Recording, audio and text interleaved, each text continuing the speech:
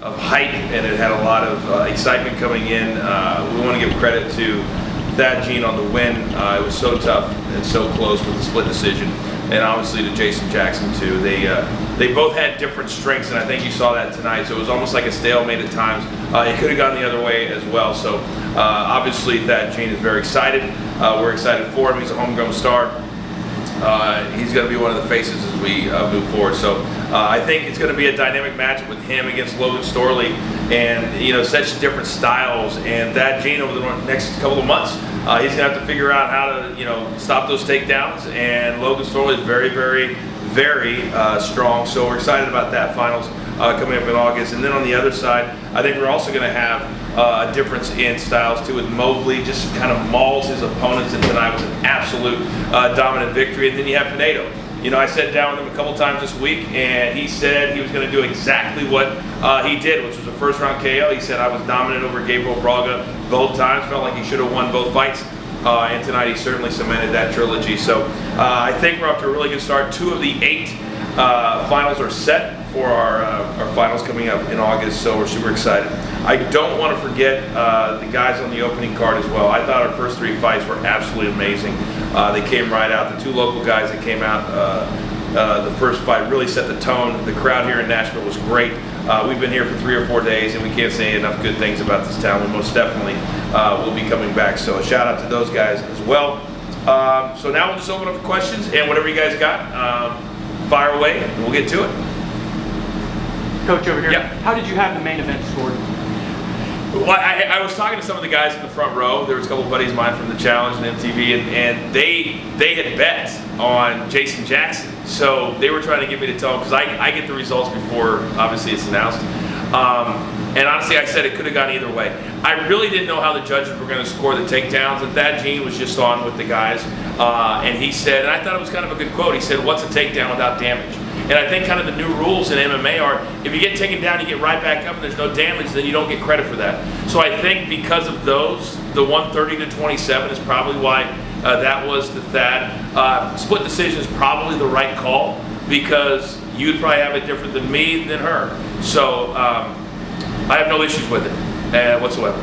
And then there was a lot of great performances here tonight, but one of the biggest stars in the PFL, Nixes Ngannou, his team just came out and said that they would like to go back to the UFC potentially. Does the PFL have a statement on that? No, we don't, and I actually haven't even heard that. So that's not something we're going to address tonight. We had a big night tonight, and that's certainly not something I would ever address right now. So, no. Okay.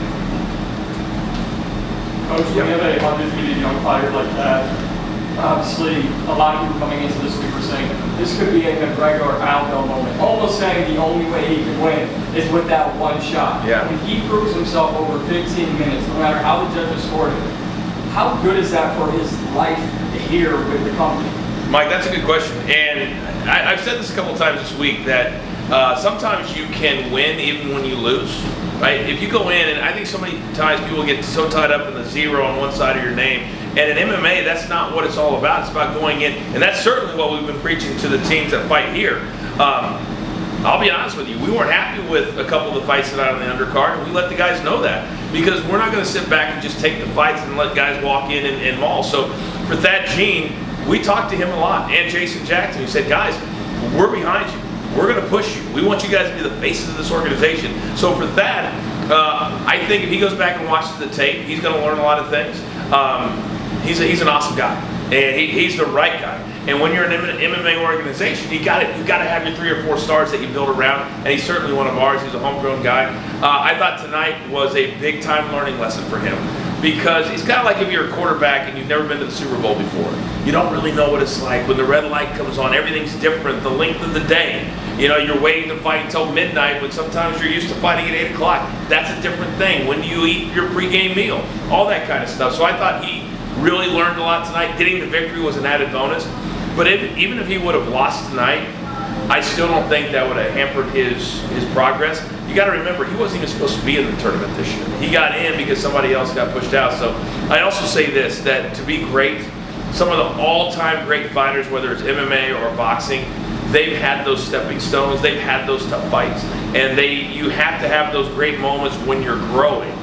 And that's why I've never really agreed with, well, they're not ready yet. He was ready. It's a tough fight, but guess what? It's what life's all about, right? It's about tough fights. So I thought tonight he really showed himself well, and he's going to be somebody there is no question we're going to put everything we have behind him, for sure. And in less than a full calendar year, if you just kind of look at what PFL has done, not only changing formats, but you have Dakota Ditchbud took the promotion by storm last year. That Gene is doing that, and he's not even in the championship fight yet. So is this kind of the proof is in the pudding for what the PFL's mission is long term? Of we had familiar names, but now we're growing our own. There's no question, and that's why we kind of have the two different things. We have the Champion Series that we're getting ready to really start, and then we have the PFL World Tournament. And the one thing I talked to some of the fighters about this week that they're super excited about is now having a roadmap.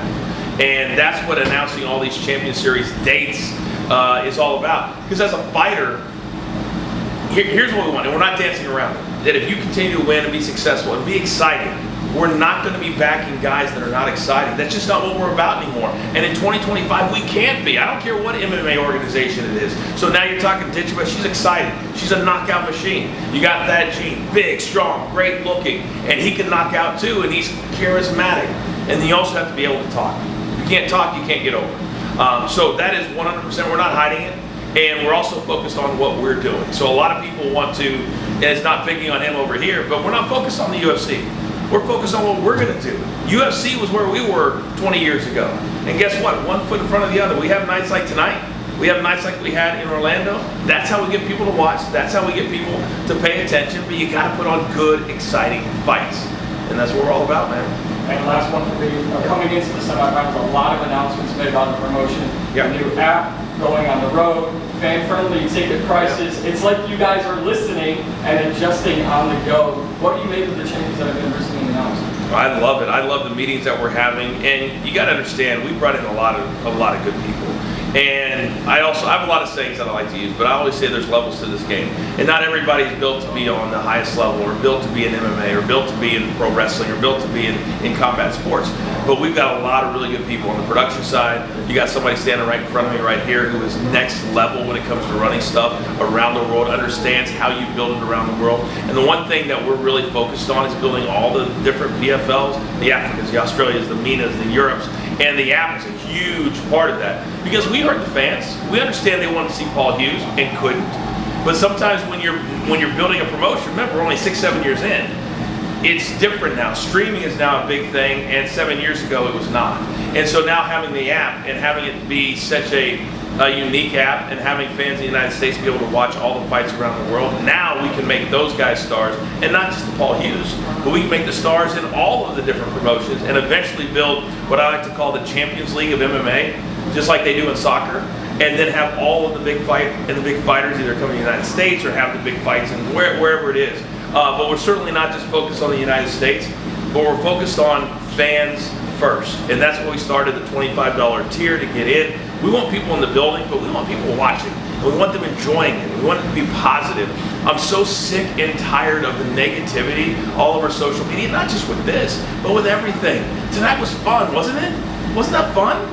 And that's what life's all about. There's so much crap going on right now. Sometimes you gotta have a night where you go, man, that was pretty cool in Nashville. And that's what we had tonight.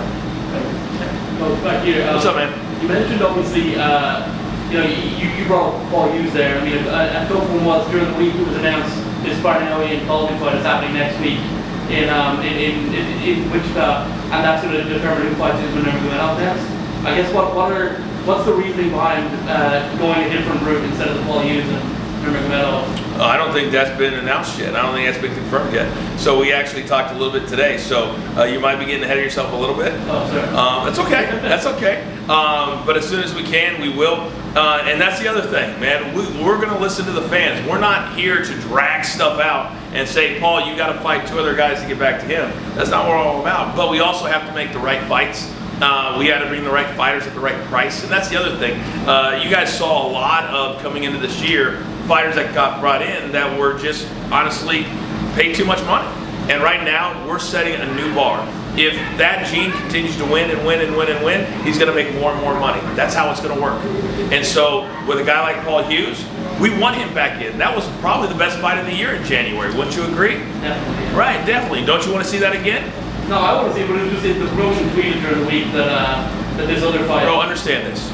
Look at my Twitter, okay? That's all I'm going to say. We have issues right now with Twitter. We'll deal with that. But no, there's nothing been said with that at all. And also, a guy who, like, obviously there's celebrities all over these events. You know, Yeah. you've got all these NFL guys here tonight. Sure. Someone who was like around throughout the week was Russell Brand. Is he Yeah. going to be involved in some way in the show? Because it seems like he loves PFL. Well, he loves PFL, he loves MMA, and we're going to welcome everybody here. But that's pretty much all I know about it. And didn't really focus on it tonight. We're not going to. But we welcome everybody here that loves MMA, and that's pretty much it. You know what I mean? Yeah. What's up, man? How you doing? Nice to meet you. So you mentioned last trip to Nashville. I guess why was now the time to kind of make that return? Well, I got to tell you, I used to come here a lot when I was in the WWE and loved it.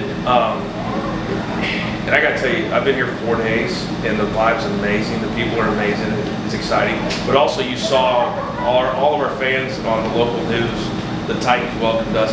I think Nashville, for whatever reason, and I wish other cities were like this, they understand that they're not what they call a major league city, but they're going to be. They're not New York, they're not LA, they're not Chicago, but they have amazing stuff. They have the Titans, they have minor league baseball, they have bedroom. So to me, and I think it proved tonight, we had a really good crowd out there, and I think they were excited too. And we also have fighters that have a really good following. So to me, we've got to target certain cities in the United States as we grow, because we want to do way more than 10 in the United States. We'd love to grow to 12, 15, and eventually, you know, and then obviously we have other fights around the world. But Nashville is a growing city. Everybody knows that, and damn, we love it, man.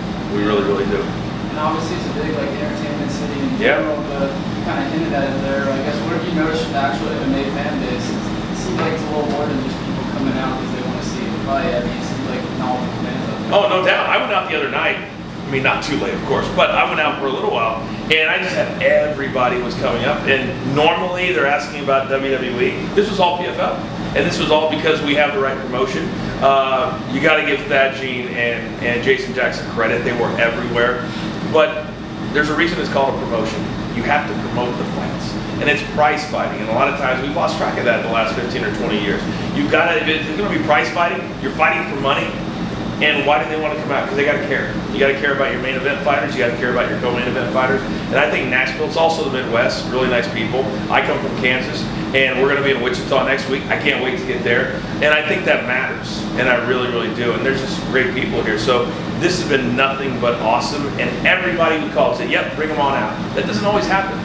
Yeah. You mentioned a return. That's something you guys are kind of eyeing, or at least generally looking back on. Bro, I'm looking at Wichita next week, man, and then we're looking at Chicago after that. This is all new for us. I know we've been around for a few years, but I haven't been, Chris hasn't been, the incredible production staff hasn't been.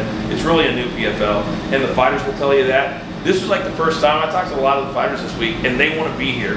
And the one thing, and I want you to quote me on this, we don't want to be a place that we just sign old UFC fighters. That's not, we want to be a place where people want to come when they're just signing their pro contract. Good young fighters that want to be exciting, and they come out and they give us a firefight, and we want to see them again, right? So Thad Gene, he was a Challenger Series guy, right? I would love to see the Challenger Series come back, but that's step by step. You can't just do it. The finances have to work, right? So, but there's no doubt that we want to do a lot more, for sure. Well, I appreciate it. All right, thank you, man. Appreciate it. Anybody else? All right, Coach. We good? All right.